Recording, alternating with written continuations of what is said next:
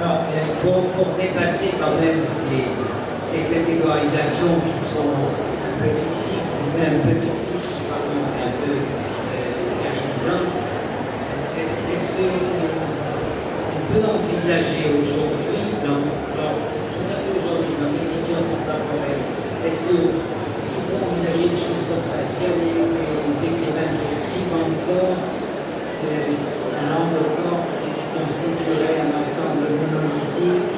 Donc, qu'est-ce que Jérôme Ferrat, qu'est-ce que vous pouvez répondre à ça? C'est un peu ennuyeux pour le débat, mais globalement, je suis à peu près entièrement d'accord avec ce qu'a dit Jean-Guy tout à l'heure. Et on ne peut pas. Voilà, on a des méthodes de classement. On peut faire des ensembles en fonction d'un élément invariant.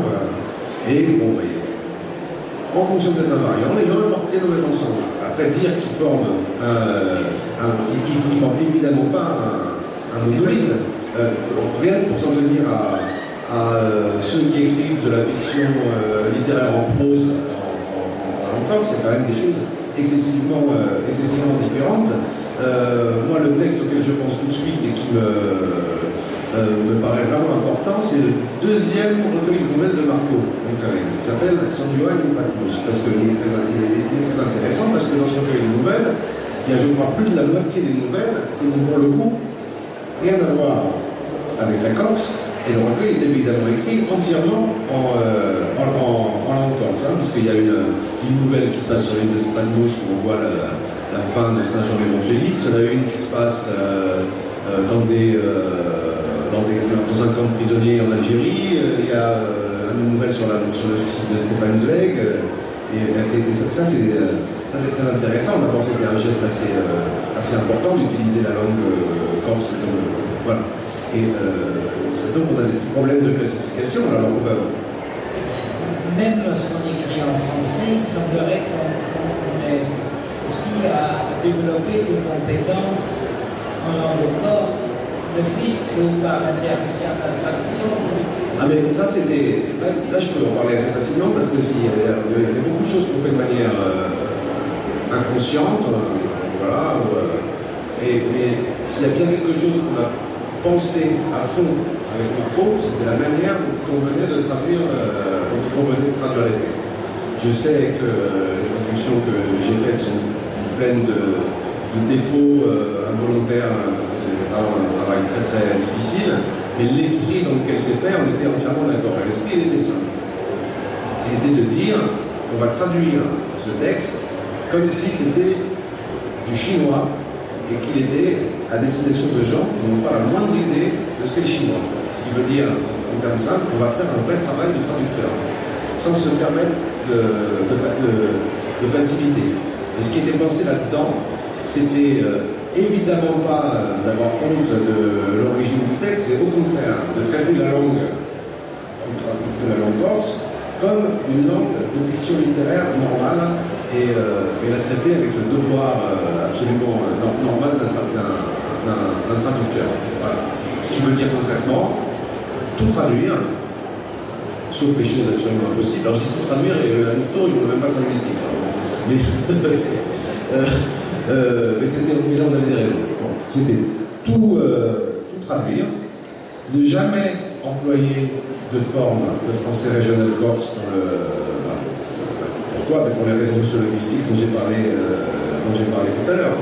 Parce que ça connote les choses en français d'une manière très spécifique, très péjorative, alors que ce n'est pas le cas en italien. Si je peux juste raconter une petite anecdote, moi, dans mes romans, même dans les dialogues, je ne mets jamais de choses qui appartiennent manifestement au registre du français régional corse, c'est-à-dire le français tel qu'il est parlé tous les jours en Corse. C'est-à-dire qu'on pourrait faire le reproche que mes personnages ne parlent pas comme parlent les gens. D'abord, on n'a pas enregistré la manière dont parlent les personnages, et moi je pense que ce serait une erreur, c'est ce qui enlèverait de l'authenticité au texte. Par contre... Alors, est-ce que tu le reproches à ceux qui le font? J'aime pas beaucoup ça. Et ce que j'aime encore moins, c'est quand le texte est entièrement en français et qu'on se met 3 mots de corse dans le dialogue pour donner la touche régionale, parce que ça, à mon avis, c'est exactement la chose que... Bon, je finis juste sur ce que j'ai sur la traduction. Par contre, j'ai eu une longue discussion avec poil un petit coup la dernière fois, et on a décidé que les dialogues seraient partiellement écrits en corse. Et là, ça marche, parce qu'on n'est pas dans le même contexte socio-linguistique. Il était très content. Aux yeux d'un lecteur italien, ça ne va pas faire du tout le même effet que si j'avais mis... Et donc là, j'étais... voilà.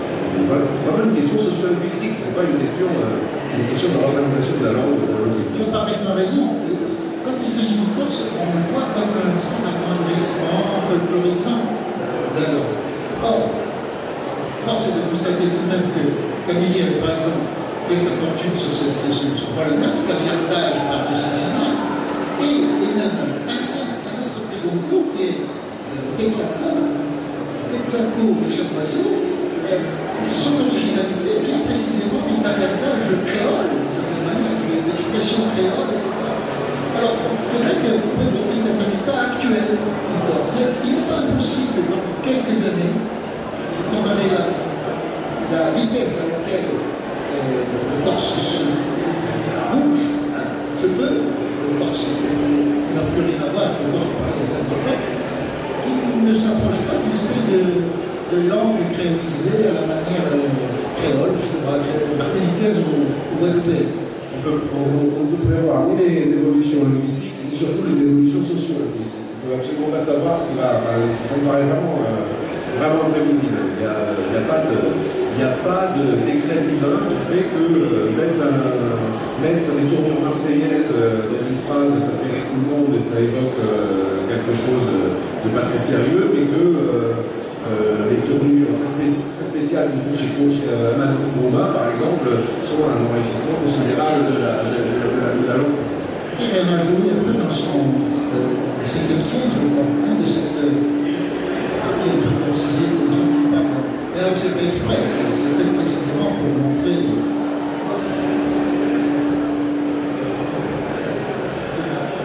Oui, alors peut-être faut-il rappeler que pour l'Italie, le contexte, tu fais allusion au contexte socio-linguistique différent.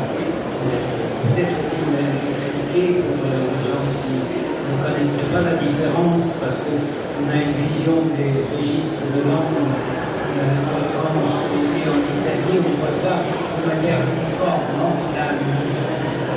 Je ne connais pas bien la situation, mais il me semble que la chose la plus évidente, c'est que le recours à des tournures dialectales dans un texte italien ne sonne pas du tout de la même manière que le recours à des tournures régionales ou en français. Camille qui le fait, Marcello Fois met des mots en sarde, et je suppose que ça ne fait pas du tout cette espèce d'effet un peu... ça ne provoque certainement pas la condescendance que ça provoquerait si on le faisait en français. Et la force, c'est une considération socio-linguistique. Même le grand Bénédicte des récepteurs de Camille et en français, lorsqu'il veut intégrer les équivalents. Et j'ai pas vu, c'était très juste, hein, j'ai lu un texte de Camilleri où les tournures siciliennes avaient été remplacées par du marseillais, et je pense que c'est une catastrophe. C'est une catastrophe parce que ces gens-là, il traduit peut-être exactement le texte, mais il ne donne pas les... Il va très vite, très vite de l'autre côté. Alors, pour l'anecdote, et pour finir sur ce plan-là, tout à l'heure j'assistais à une conférence sur le polar catalan où on regrettait l'absence, dans ce polar catalan, l'absence d'argot catalan. Et un auteur disait, mais il n'y a pas d'argot catalan. Et un autre disait, oui, mais il faut espérer l'arrivée d'un argot en catalan. Et un troisième a dit, mais il arrivera, car il y a suffisamment de Pakistanais, suffisamment de bouddhistes pour apporter au catalan, qui est à présent une langue homogène, l'hétérogénéité nécessaire pour créer des niveaux de langage. J'ai trouvé qu'il y avait là une instrumentalisation du langage un peu aussi. On est sur la fin, là. Non, on n'est pas sur la fin. Moi, je voudrais demander à chacun d'entre vous, et ce ne sera ma dernière question, après, on va passer peut-être à la question du public, comment il envisage le lien entre la littérature et la société. Alors, on va commencer par Jean-Guy Talamon, parce percevoir plus facilement ceux qui ont peut-être demandé pourquoi cet homme politique, avocat, etc., s'est lancé dans une thèse sur la littérature, qu'est-ce qu'il est allé chercher dans la société et comment il compte peut-être redonner de la littérature à la société, assurer le lien entre l'autre de ces développements. Oui, ce qui me concerne, la démarche très particulière, c'est qu'effectivement, je l'ai présenté comme une démarche, comme une thèse de recherche appliquée. Je dis clairement que c'était pour essayer d'améliorer la contribution qui est la mienne en tant qu'élu, je suis actuellement élu. Donc, si effectivement on recherchait dans la littérature, on peut le rechercher aussi dans l'histoire, la recherche historique, politique, c'est très utile, mais la littérature également, parce que on trouve dans la littérature les mécanismes qui sont à l'œuvre dans la société, et ce par-delà les changements d'époque et par-delà les changements de langue également. Et donc, identifier ces mécanismes, c'est aussi se donner les moyens collectivement d'intervenir sur ces mécanismes. Ça nous enseigne beaucoup de choses sur la façon dont la société fonctionne, sur des thèmes qui sont aujourd'hui tout à fait d'actualité, comme la question des armes, la question de la violence. Aujourd'hui, c'est une actualité brûlante en France, et on voit que cette actualité est de toutes les époques et qu'il y a des manières de gérer tout ça dans la société corse qui peut être repérée de façon extrêmement instructive dans les textes littéraires, quel que soit du reste des genres littéraires concernés. Jacques Fouzine a cette bipolarité entre l'écrit et la chanson. Est-ce que tu y as réfléchi? Oui, certainement. Est-ce qu'il y a actuellement une accentuation de l'un ou l'autre de ces deux mouvements qui te conduisent vers l'expression chantée? Il y a eu à une certaine époque, il semble qu'il y a eu une démarche un peu empirique où, répondant à une demande, tu produisais des textes. C'est peut-être une chose trop personnelle pour que ça intéresse ton public, mais en gros, c'est ça qui s'est passé. Moi, j'ai commencé à écrire de la poésie en français pour une revue de poésie parisienne. Je suis un marché parisien, un peu comme Jérôme. Je suis resté une vingtaine d'années ici. Eh bien, quand j'ai produit les premiers textes en Corse, c'était un peu une adaptation de cette poésie européenne qu'on faisait dans les années 70. Et ça ne passait pas du tout. C'est-à-dire, c'était tellement étonnant que quelques connaisseurs ont apprécié, mais dans le public, non, qu'est-ce que c'est que ça? Parce qu'on avait tous dans l'oreille une espèce de verre traditionnel, etc.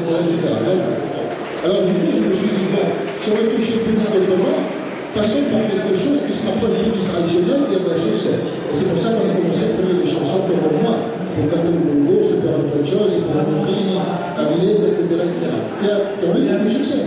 Et alors évidemment, moi j'ai trouvé mon compte parce que du coup ça valorisait moi mon travail d'écriture, mais je reviens maintenant un peu plus à la poésie, à la première manière que j'avais éprouvée à ce moment-là, en passant à la fois par le corse ou le français et le français, parce que précisément, on sait qu'on n'a pas assez parlé de ça tout à l'heure, mais pour simplifier le complexe initial des définitions, je crois que la traduction était une chose normale, et pour toute langue, petite ou grande, le fait de traduire et de passer. Il y a Gary, vous allez faire souvent la littérature américaine ou la littérature russe, et je pense que ce n'est pas une langue originelle qui les a ouverts. Donc je crois que nous, c'est pareil, je crois que si on veut que le corse soit apprécié comme tel, il faut aussi le traduire, tout simplement.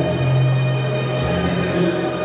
Jérôme, pour cette question du passage de la littérature à la société, c'est ça. Moi, tu vois les choses ou alors c'est rétorqué. Sur la question de juste une chose que j'aurais pu rajouter par rapport à tout à l'heure, je comprends et je partage le point suivant lequel l'ancrage de littérature dans un pays est important, c'est sûr. Mais l'ancrage d'un texte littéraire, il appartient aussi à l'histoire de la littérature. Et c'est ce qu'a dit Jacques qui m'a fait penser à ça. Et c'est pas, quand on écrit de la poésie de la prose, on ne le fait pas à partir d'une espèce de corps retranché où on peut se permettre de résoudre. Et ce qui fait qu'on nécessite, il faut aussi s'inscrire dans une histoire des corps littéraires. Et